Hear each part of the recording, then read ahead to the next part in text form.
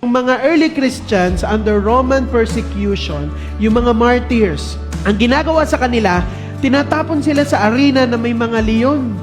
Tapos papanoorin sila ng mga tao, nag-cheer sila. Ang mga kwento, kumakanta sila ng worship hymns habang kinakagat ng leon dito.